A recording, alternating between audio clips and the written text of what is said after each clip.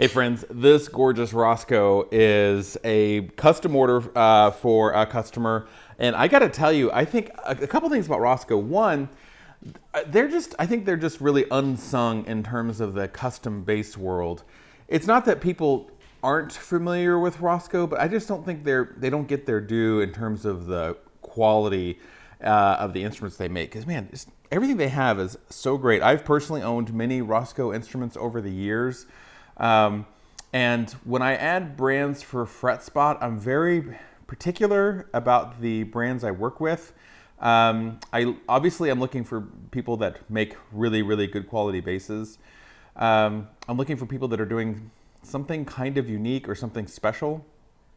And then also they have to have just the same commitment to customer service that I have, or maybe not the same, but they have to have like a quality commitment to customer service, because I'm maybe a little on the extreme side when it comes to customer service. I get that. But basically, like, they have to be good people. And I've had some bass companies I've worked with over the years that made nice basses, but I just ultimately felt like their service wasn't great, and I didn't want to represent it or promote it, and so I parted ways with them.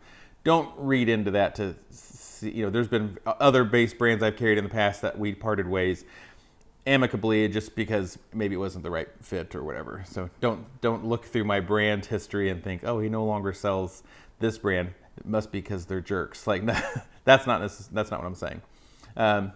There was one brand in particular, the guy was kind of a jerk. And I was just like, man, it's just not worth it. So if they're not good, you want to do this thing that we love and support good people while you do it, right? I mean, to me, that's the whole ethos behind what I'm doing. Anyway, that's not what we're talking about today. What we're talking about is this gorgeous Rosco 5-string. And another shout out to Rosco is, you know, if you are a Rosco fan, and if you are following this on like TalkBass or whatever, you know, they've had some like difficulties and they've had some delays and stuff like that. Friends, this bass was completed from quote to delivery in less than 6 months. That is crazy. I work with no other bass builder that's in that time frame. MTD and F-Bass are in the MTD's around 18 months, F-Bass is 24 months. A lot of other bass builders are way longer than that. So 6 months is nuts. So anyway, to have a USA made bass with really high quality woods, great design, great construction, and to be able to get it in 6 months, and also Roscoes tend to be just a little bit less expensive than the other ones. Like, I think they're fantastic. Now, I mean, again, I love MTD. I own MTDs. I love F-Bass. Like, I am Mr. F-Bass. I own F-Basses. But I also own Roscoes. So all right, let's get into this. So, all right, so what we have is a Century 5. This is a 34-inch scale bass. It's got this really lovely spalted and flamed maple top. Sorry, I kind of just went blank there for a minute on what was I looking at here. So it's so beautiful. I just like caught my tongue here. So spalted and flamed, which I really love. I'm not a big spalted fan normally, but the spalted and flame is a nice lick. In this natural clear finish. I love the way that Rosco recesses his knobs.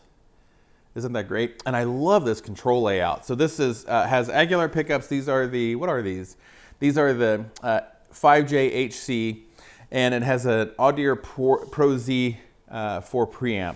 And so what you've got here is volume, blend, and then mid frequencies, dual band mid frequencies, treble and bass. And then this is the Z switch. And the Z switch is complicated. Let me get into it. So if you want to learn like all the details about the Z switch, you need to like go Google this and do your own searching on this, because I will do it a poor job. But essentially, when I was trying to figure out what in the world's going on here, because at first I thought like, is this a mid switch? But I was like, no, it's not really that. But essentially what it's doing is it's kind of, they describe it as essentially like if you were able to just swap out on the fly the preamp pots on a bass from like a 500K pot to a 250K pot.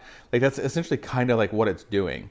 So in its mid position, like the center position, it's going to sound like a passive bass.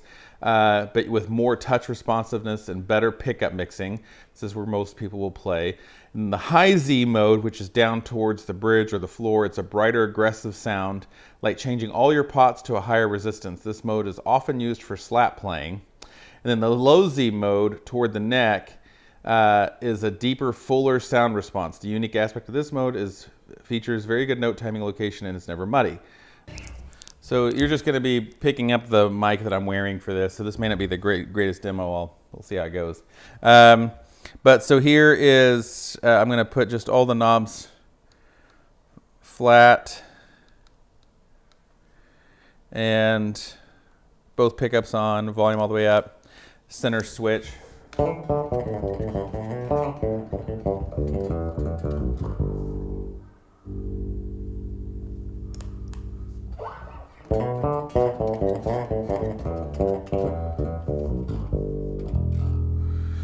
So that's with that sound there. And then here's the switch down.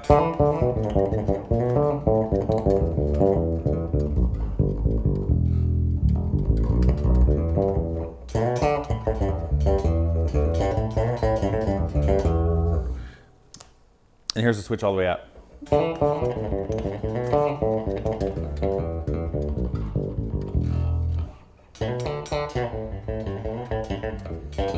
So up there, it's got more bite.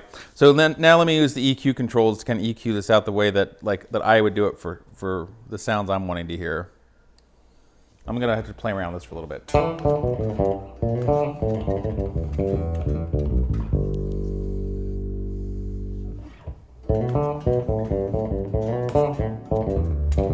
This is the switch up.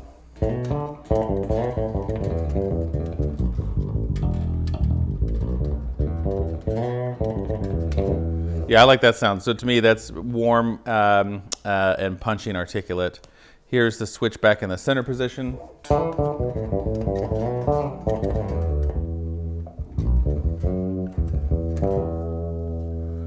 There we go. That sounds good too.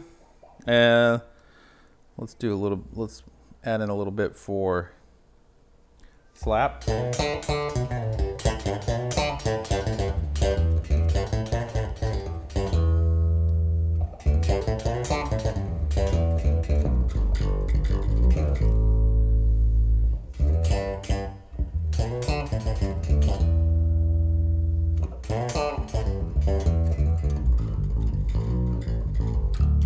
Yep, that sounds good. And then here's all the way down.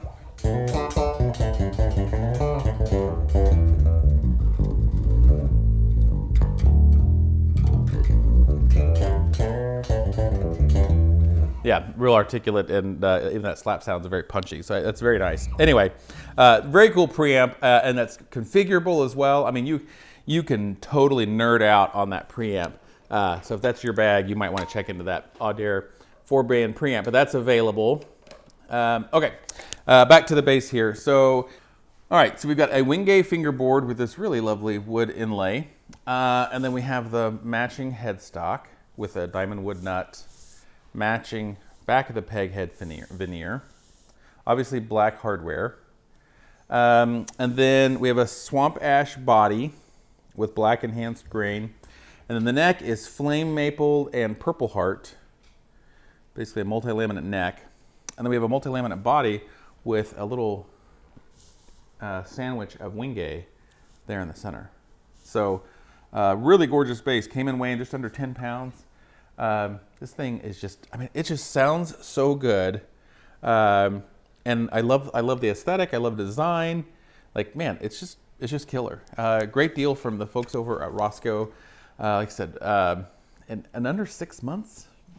All of you that are like super impatient, that don't want to wait the 1.5 to 2 years to get an MTD or F bass, I mean, this is something to consider. Now, it doesn't sound like an F bass. I think the Roscoes tend to sound a little more like an MTD than they do an F bass. I think F bass has got a little more of that kind of Fendery sound going on, and the F bass or the MTDs and the Roscoes have a little more of like that Ken Smith kind of thing going on. So But boy, just a really phenomenal instrument and something lovely.